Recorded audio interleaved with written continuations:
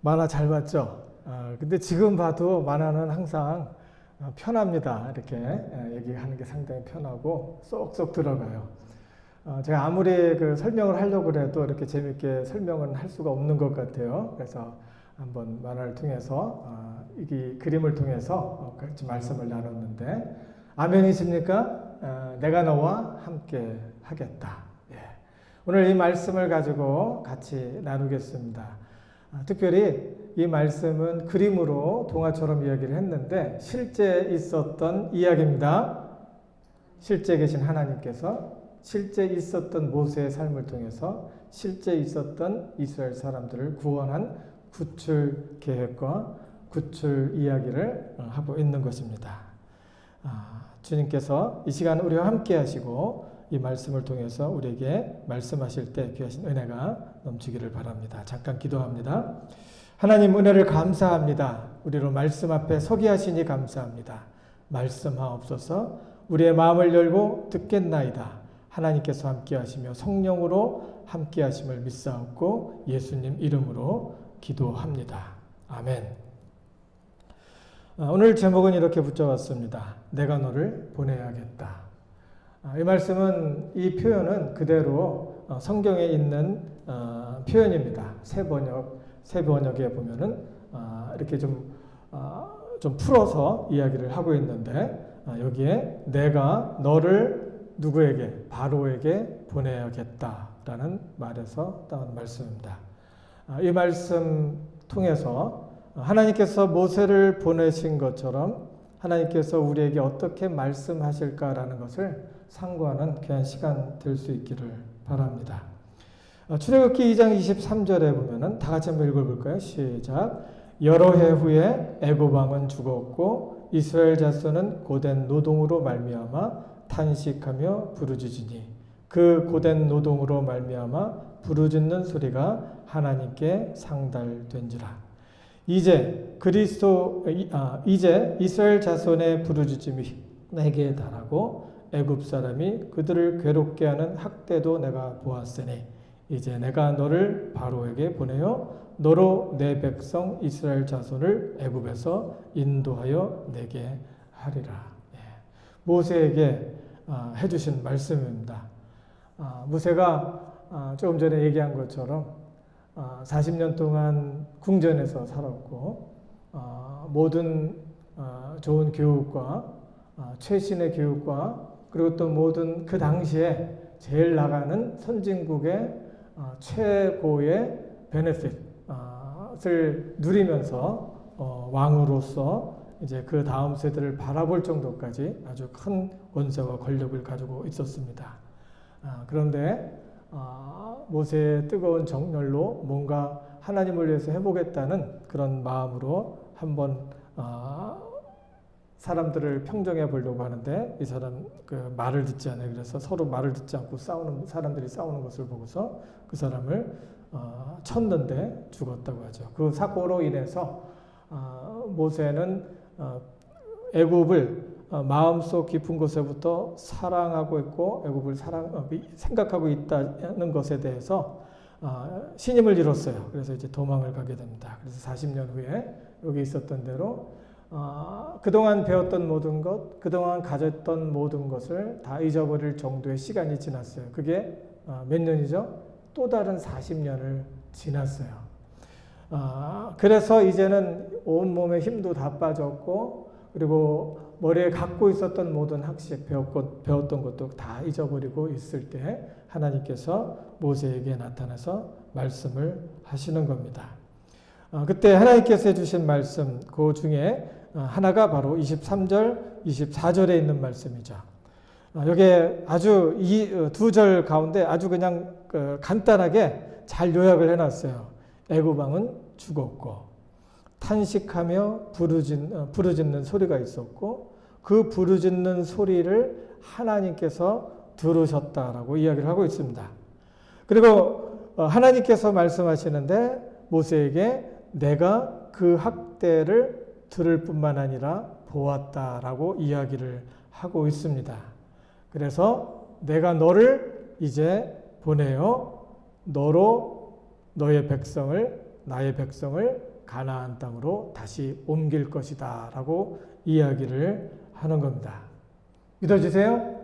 예, 성경에 이런 말씀이 있고 지금도 이 말씀을 상고하는 이유는 그것이 살아있었던 이 사람의 이야기였고 실제 이야기였고 하나님은 그 실제 사람들을 통해서 실제로 이스라엘을 건지시고 이스라엘을 오늘까지 지키시고 보호했다라고 말씀을 해 주는 겁니다. 여기에서 이 말씀을 쭉 보게 되면은 출애굽기 1장의 배경을 이야기하고 2장에 모세와 대면하는 그런 내용을 보게 되는데 그것을 하나로 이렇게 리스트를 해보면은 이렇습니다. 부르짖는 소리가 있고 하나님께 그 소리가 상달된 것이 있고 세 번째는 언약을 기억하셨다라는 말이 있습니다. 그리고 너를 보내어 함께 있으리라 약속해 주셨고 이 산에서 너희들이 와서 다시 예배할 것이다 라고 이야기를 합니다. 여기서 부르짖는 소리에 대해서 출애굽기 2장 23절은 이렇게 말합니다. 여러 해 후에 애굽 왕은 죽었고 이스라엘 자손은 고역으로 인하여 탄식하며 부르짖었다. 하루아침에 그 소리를 들은 게 아니라 광야에서 모세가 40년 있는 동안 그리고 모세가 자라는 그 40년이 있었던 동안 그리고 그 전에 수백 년 동안 이스라엘 사람들은 하나님 앞에서 부르짖는 그 기도를 합니다. 하나님 도와주세요. 우리가 지금 우리를 알고 있었던 애굽의 왕은 바로는 죽었습니다. 지금 바로를 알지 못하는 다른 왕이 등극했고 그 왕은 우리를 남보듯이 하고 있었고 그리고 또 그 다음 왕들은 우리를 보면서 우리가 수가 더하는 모습을 보고 또 그리고 우리가 그곳에서 잘 지내는 모습을 보며 그 애굽 사람들은 시기를 합니다. 시기하면서 노역을 지키고 우리가 그 노역으로 인해서 죽을 힘을 다해서 지금 살고 있는데 이 이국 땅에 와갖고 참 힘듭니다. 말도 통하지 않고 그리고 이 사람들한테 사람 취급도 받지 못하고 그리고 항상 시민도 아닌 사람으로 타국민으로 이곳에 와서 항상 시민으로 받아야 될 권리를 받지도 못하고 우리는 계속 노예로 이 사람들 발끝에 이리저리 치이면서 살아가고 있습니다. 사람들이 보면서 식민지에 살고 있었던 사람도 마찬가지죠. 우리나라가 또 얼마나 많은 고생을 또 했습니까? 애굽이 그랬고 또 그 당시에는 더 했었던 거죠. 큰 그 피라미드를 짓기 위해서 이스라엘 사람들을 불렀고 맨 처음에 이제 그 제대로 재료도 다 이렇게 준비해 놓고 자기들을 불렀는데 나중에는 그래도 잘해내는 것을 보면서 이제 그 벽돌을 진흙으로 벽돌을 만드는데 지푸라기 그런 것이 있어야지 좀 튼튼해지나 봐요. 그런 것도 안 주고 이렇게 그 벽돌을 만들게 하고 그러고 나서 잘 깨진다고 또 컴플레인하면서 사람을 치고 막 이러는 것들. 우리는 짐승처럼 삽니다. 하나님 우리의 고역으로 인해서 하나님 앞에 나가오니 하나님께서 우리의 기도를 들으시며 우리로 이곳에서 자유할 수 있도록 인도해 주시옵소서. 이렇게 수백 년 동안 기도를 한 거예요. 그때 이 기도가 성경에 보니까 하나님께 상달되었다라고 합니다. 그 고역으로 인해 부르짖는 소리가 하나님 앞에 들렸다는 거죠. 여러분, 우리가 힘들 때 하나님 앞에 간절히 하는 기도를 하나님께서 들으시는 것을 기억하시기 바랍니다. 나는 느낌이 없어요. 나는 보통 예수 잘 믿는 사람들은 불이 떨어지고 성령이 역사하고 막 방언도 하고 막 이렇게 하면서 또 하나님께서 함께 하시는 것을 느낀다고 하는데 나는 느낌이 하나도 없어요.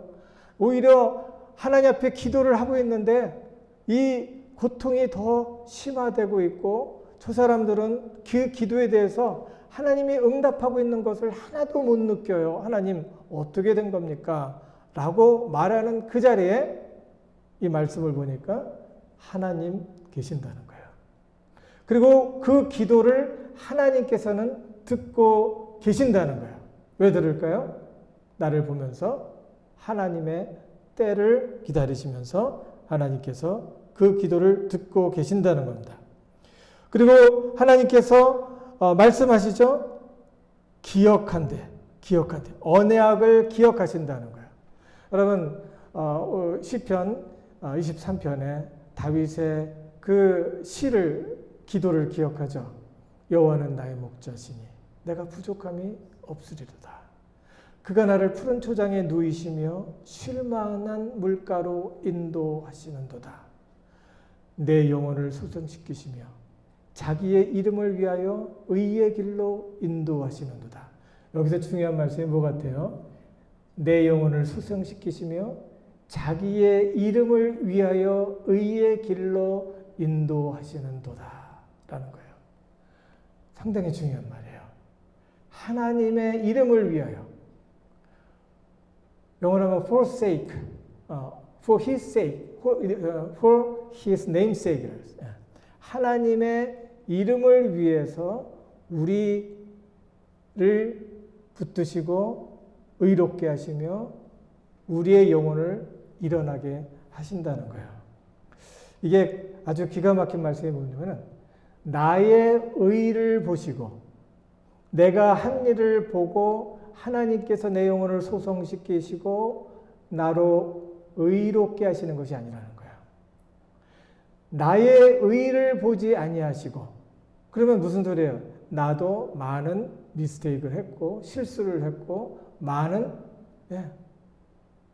실수가 있었고 또 하나님 앞에서 혈기로 인해서 악을 행하는 것이 있었고 그것으로 인해서 부끄러울 때가 있는데 하나님 앞에 감히 나올 수 없는 이유가 있는데 하나님께서 그거를 보시면 내 영혼을 소송시키게 할 이유가 하나도 없는 거예요.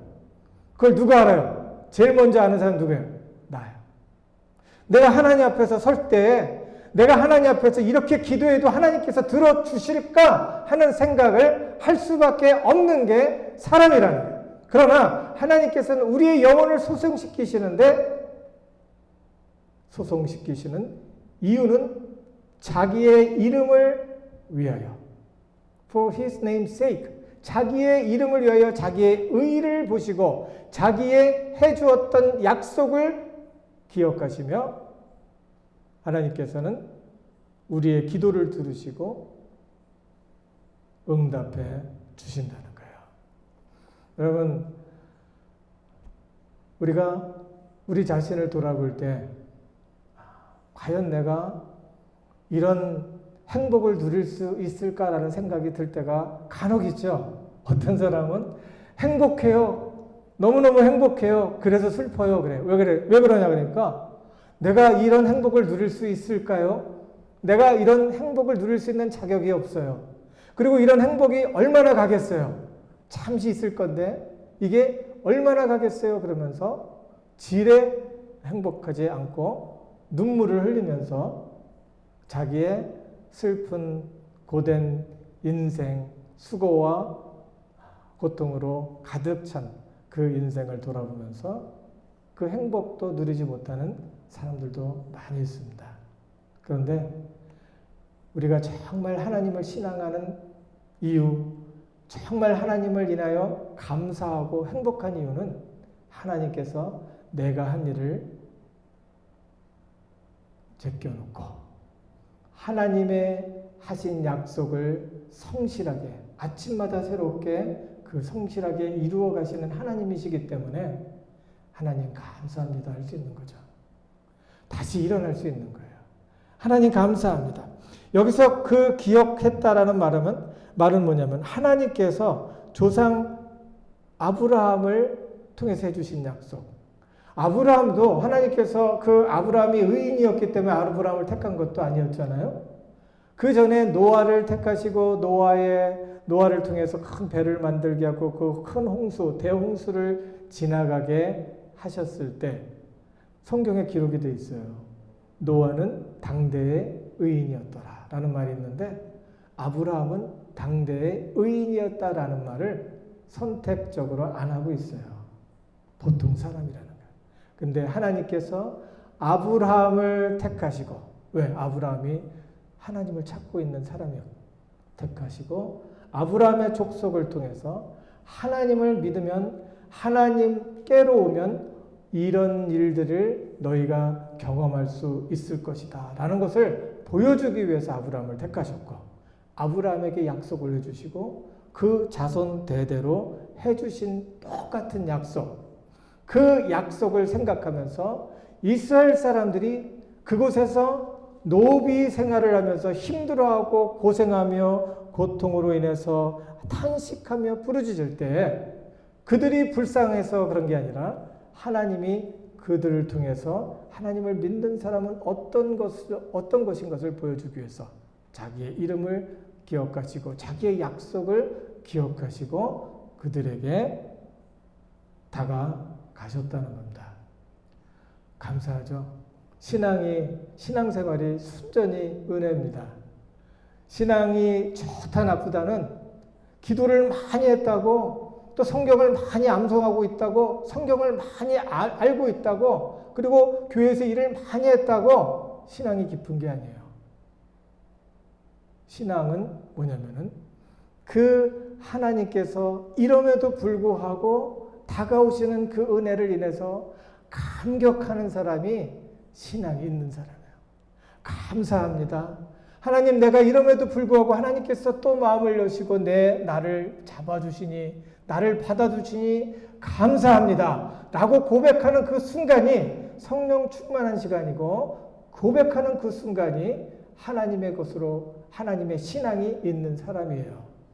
우리 눈에 보기에 교회 열심히 다니고 뭐 교회 이렇게 많이 다닌다고 저 사람 신앙 있는 사람. 근데 또 그러죠. 나중에 뭐 신앙 있는 사람 저래. 당연하죠. 신앙이 있는 게 아니에요. 신앙은 우리가 죽을 때까지 우리의 마음이 성숙해져 가고 죽을 때까지 우리는 많은 이변을 경험해요. 그 가운데 하나님께서 우리에게 다가오실 때마다 은혜입니다. 하나님 나를 불러주신 것이 은혜입니다. 나를 다시 받아주심이 은혜입니다. 라는 것이 바로 하나님께서 주시는 신앙이고 그 신앙을 토대로 우리가 바른 삶을 살 수 있는 겁니다. 여기에 그리고 너를 보내요. 하나님께서 그 하나님이 고통의 소리를 들으시고 아브라함과 이삭과 야곱에게 세운 그 언약을 기억하사 이스라엘 자손을 권념하셨더라. 너를 보내요 라고 이야기했죠. 이제 내가 너를 바로에게 보내요. 너로 내 백성 이스라엘 자손을 애굽에서 인도하여 내게 하리라.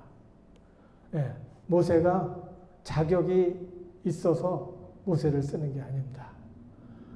모세가 이제 힘이 다 빠지니까 모세를 통해서 하나님께서 그를 통해서 하나님의 일을 시작을 하는 겁니다. 우리 세상적인 생각이나 세상적으로 우리가 사람을 픽업할 때는 언제 픽업을 합니까?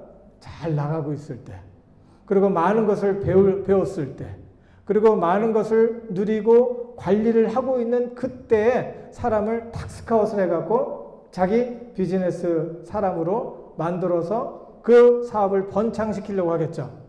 그런데 하나님은 그 순간을 저버리고 이제 다 인생을 포기하고 있을 때 그때 하나님께서 모세를 불러주시는 겁니다. 그리고 하나님께서 말씀하시죠. 내가 너를 보내겠다는 거예요. 그리고 내가 너와 함께 있으리라 라고 대답을 해주세요. 하나님이 가라사대 내가 정녕 너와 함께 있으리라. 내가 너를 보낼 때 너 혼자만 보내지 않을 거다 라는 이야기를 하고 그 다음에 이 산에서 이제 그 사명을 주죠. 사명을 주시고 그 다음에 하나님께서 그림을 그려주세요. 내가 백성을 인도하여 낸 후에 너희가 이 산에서 하나님을 섬기리니 이것이 내가 너를 보낸 증거니라. 하나님이 우리를 부르실 때는요, 해야 되는 일을 이야기를 하시고 그림을 그려주세요. 너희가 다시 이 산에 와서 하나님을 예배할 것이다 라고 이야기를 하는데, 그 예배가 뭐를 얘기하냐면은 내가 하나님, 그러니까 너희가 이스라엘 애굽에서 구출해서 이제 나오게 될 때 이곳에서 너희가 하나님이 누군지를 알게 되고 이곳에서 나를 향해서 감사하게 될 거라는 거예요. 감사하게 되는 것, 감사의 곡조가 붙은 것이 뭐예요? 찬양이야.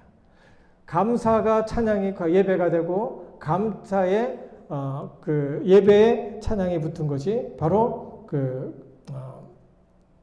찬양이 되는 거죠. 그래서 하나님께서 그림을 보여주시면서 그 그림을 통해서 이스라엘 사람들에게 무엇을 어떻게 해야 될지를 보여주는 겁니다. 지금도 하나님께서는 누군가의 고통 속에서 하나님을 향해서 간절히 도움을 청하고 있을 때 하나님께서 그 기도의 소리를 들으시며 사람을 통해서 사람을 부르시고 그 사람을 통해서 그 사람들을 구출해 주시는 것을 기억하시기 바랍니다. 여기 부르짖는 소리가 있는 곳으로 우리를 부르신다라고 이야기를 하는 겁니다. 다시 아빠해 주세요라는 이야기를 이렇게 써놨는데, 이 다음이요. 부르짖는 소리가 있는 곳으로 다시 아빠해 주세요. 이 이야기는 임윤택 목사님의 간증이기도 하고, 또 여기 있는 말대로 다시 아빠해 주세요라는 것이 너무 귀에 쟁쟁하게 생생하게 들려서 이때 있었던 이야기를 글로 담아서 책을 썼다고 합니다. 임윤택 목사님은 청년들을 위해서, 청소년들을 위해서 이제 하나님 앞에 부름을 받았고, 그 청소년들을 다시 회복하는 청소년 센터, 회복센터를 만들어서 운영을 하는 목사님입니다. 이 목사님도 역시 이제 과거에 자기가 어렸을 때, 학교 다닐 때 정말 자기가 괜찮다고 생각했는데 학교에서 이제 받아오는 성적들이 자기가 기대했던 것만큼 이제 못 나오니까 자기가 자기한테 걸려갖고 이제 나는 아무리 해도 소용이 없구나. 그래서 다른 데서 자기의 만족감을 찾고 자기의 존재감을 찾고 그러다가 이 목사님도 비행을 하는 그런 청소년이 되었었다고 합니다. 그리고 나서 예수님을 만나게 되고, 예수님을 만난 다음에 이제 청소년 회복센터를 이렇게 만들어서 자기 같은 사람, 자기 같았던 청소년들을 위해서 헌신하기로 작정을 했다고 이야기를 해요. 그러던 중에 잊지 못할 한 친구의 이야기가 바로 다시 아빠 해주세요라는 그런 이야기입니다. 이 회복센터는 특별히 이제 여자애들을 위해서 이렇게 만들어졌고, 그리고 법정에서 소년원에 들어가기 전에 한 번 더 기회를 주는 거예요. 그래서 여기 6개월 동안 이 집에서 같이 살면서 6개월 동안 이제 청소년들이 회복할 수 있는 기회를 이렇게 주는 겁니다. 그때 이제 그러면서 이제 이 목사님이 여기 보육원 법정에 이제 나가게 됐고, 법정에서 같이 있으면서 이제 애들을 맡아갖고 이 애들을 위해서 이제 대변해주는 그런 것들을 좀 했었는데, 한 번은 어떤 여자 아이가 이제 보육원에서 이제 나왔어요. 보육원에서 지금 고아원이라는 것 같아요. 보육원에서 이제 살다가 힘들어갖고 거기 보육원을 뛰쳐 나왔습니다. 그런데 이 나와서 좋지 못한 오빠들을 만나게 되었고, 그 오빠들로 인해서 이제 성매매까지 가고 성노예까지 이렇게 갔었다고 합니다. 그러다가 마약도 하면서 어린 나이에 마약도 하다가 이제 걸려서 이제 법정에 들어오게 됐다고 합니다. 그 법정에 들어오게 됐는데 말을 안 한대요. 과거에 대해서 무슨 뭐 얘기를 해라 그러면 도와줄게 뭐 이렇게 얘기를 해도 말을 안 하더래요. 근데 맨 마지막 날에 법정에서 재판을 받으면서 그 아픈 이야기를 그렇게 흐느껴 우는데 이 목사님 얘기도 그렇게 흐느끼는 그 비통한 그런 그 울음소리는 자기가 처음 들었다라고 이야기를 해요. 아주 그 마음속 깊은 곳에서부터 그렇게 그 애절하게 울면서 나도 평범한 학생이 되고 싶었어요. 나도 제대로 살고 싶은데 더 이상 이렇게는 살고 싶지 않아요.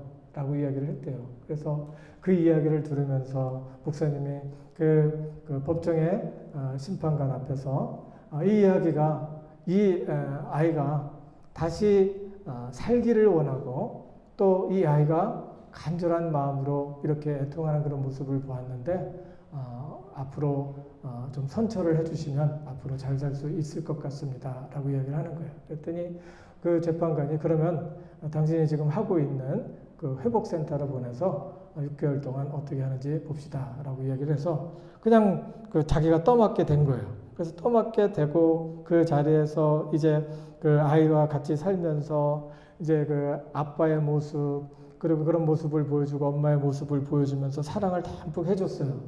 그리고 나서 이제 얘가 이제 그 잘 살아보겠다고 하고 그래서 그 옆에서 이제 또 어떤 집사님 통해서 편의점을 통해서 편의점에서 일할 수 있도록 해줬다는 거예요. 그런데 한참 있더니 얘가 또 뛰쳐나간 거예요. 그러면서 뛰쳐나가면서 못 살겠다고 뛰쳐나갔는데 또 경악한 것은 뭐냐면은 그 어디로 뛰쳐나갔냐면은 자기를 못 살게 하고 자기의 성매매까지 시켰던 그 오빠들한테 다시 뛰쳐나갔다는 거예요. 나중에 보니까 그쪽으로 뛰쳐나가서 또 살고 있다가 또 이제 그 심판관, 그 법정에 들어오게 되고 그것으로 인해서 다시 자기 그 재활원에 와서 그곳에서 다시 사랑해주고 아껴주고 이렇게 해서 이제 중학교 검정고시까지 봐서 이제 거기서 이제 합격을 하고 난 다음에 지나갔다는 거예요. 그리고 나서 또 이제 사는데 또 얘가 편의점에서 일하다가 잘 나가는 줄 알았더니 또 도망간 거예요. 그러다가 또 걸려서 또 들어오고 또 나가고 몇 번을 한 거예요. 그러다가 이제 더 크게 일을 벌려갖고 이제 소년원에 들어가게 되는 그런 상황이 됐어요. 그러면 이제 그 소년원에 들어가면 2년 동안 있어야 된대요. 그러면서 2년 동안 이제 그 살아야 되는 곳에 들어갔을 때 아이가 얘기하기를 항상 전화를 하는데 전화를 항상 끊을 때마다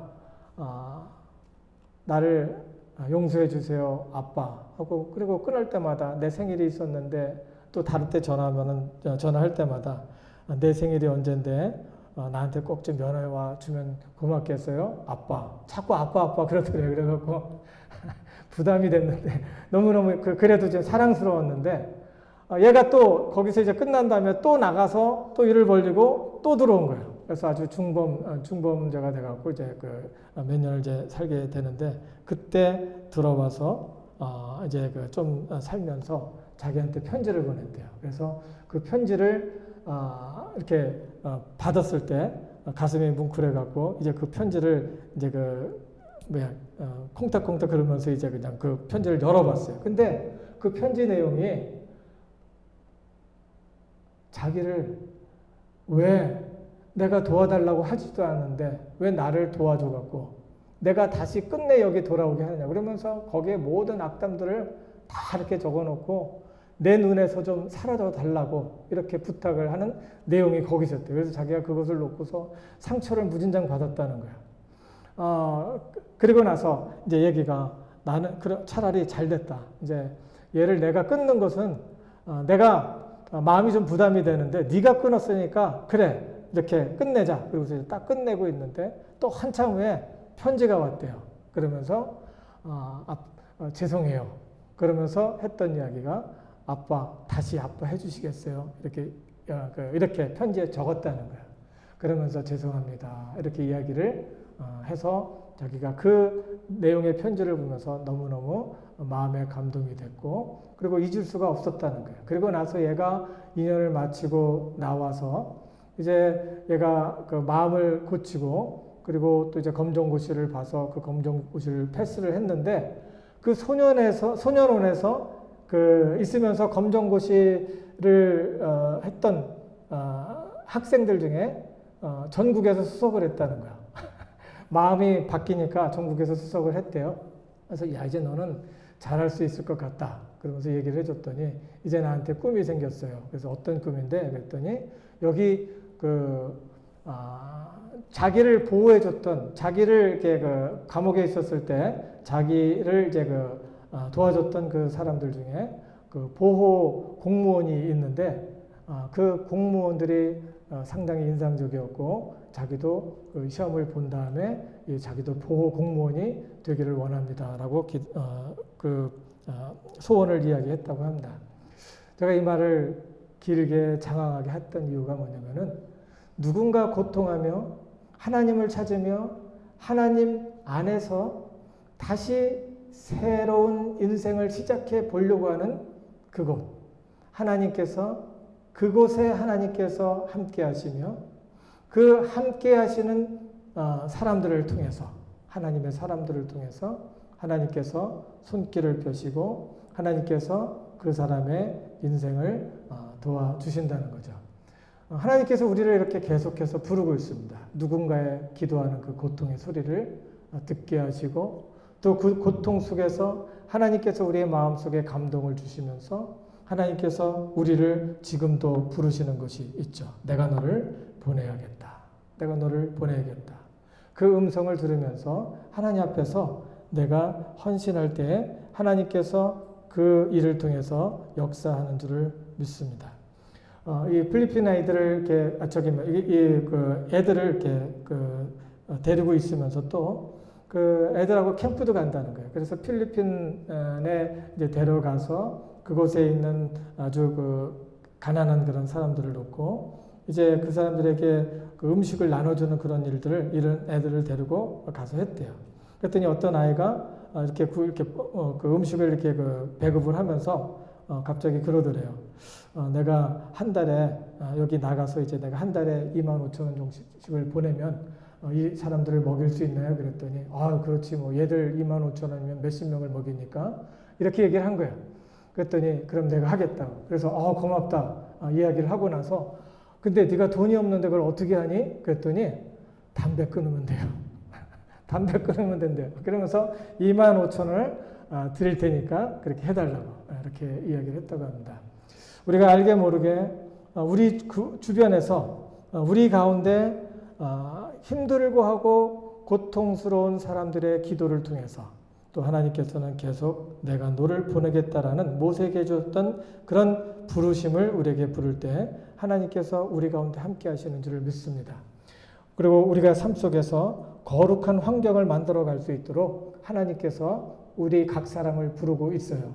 여기에 계신 분들이 지금 있는 곳에서 지금 하고 있는 사람 만나는 사람들 속에서 내가 거룩한 환경을 만들어주고 거룩한 환경을 통해서 이 사람이 하나님과 더욱더 화목할 수 있도록 돕는다면 그것이 인생의 보람이고 의미가 되는 줄을 믿습니다.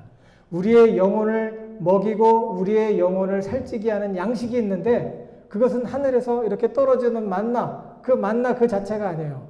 하늘에서 떨어지는 만나, 그 만나가 뭐를 얘기하면 우리에게 보람 있는 것, 하나님 안에서 부르심을 통해서 그 부르심을 이루어갈 때 우리의 삶 속에 보람이 있게 되는데 그 보람이 나의 삶을 살아갈 수 있는 이유를 주고 살아야 되는 이유를 주고 살 수 있는 힘을 주는 줄을 믿습니다. 하나님의 부르심에 귀를 기울이시고 하나님의 부르심에 응답하심으로 하나님께서 여러분의 삶을 여러분의 영혼을 먹이시고 입히시는 놀라운 역사가 삶을 통해서 계속해서 나타나기를 간절히 바랍니다. 하나님께서 이렇게 부르세요. 부르짖는 소리가 있고 하나님께서 너를 보내어 이 얘기를 하시고 내가 너와 함께 있으리다 라는 귀한 말씀을 항상 기억하실 수 있기를 바랍니다. 다 같이 기도하겠습니다. 하나님 은혜를 감사합니다. 주님께서 이 시간 우리와 함께 하심을 감사합니다. 하나님께서 계속해서 우리의 삶을 통해서 우리로 하나님의 말씀을 듣게 하시며 또한 우리로 하나님 말씀으로 우리를 인도하시고 또 하나님의 부르심과 소명을 통하여 우리의 삶 속에 의미를 더하시고 우리의 삶 속에 의미를 통해서 살아갈 힘을 주시는 줄을 믿습니다. 감당할 수 있도록 인도하시고 이러한 일들을 통해서 우리의 삶 속에 하나님의 이름을 영화롭게 하며 또한 하나님의 일을 높이며 감사와 찬양으로 하나님 앞에 나가는 하나님의 신실한 성도가 되어줄 수 있도록 축복해 주시옵소서. 감사드립니다. 예수님 이름으로 기도합니다. 아멘.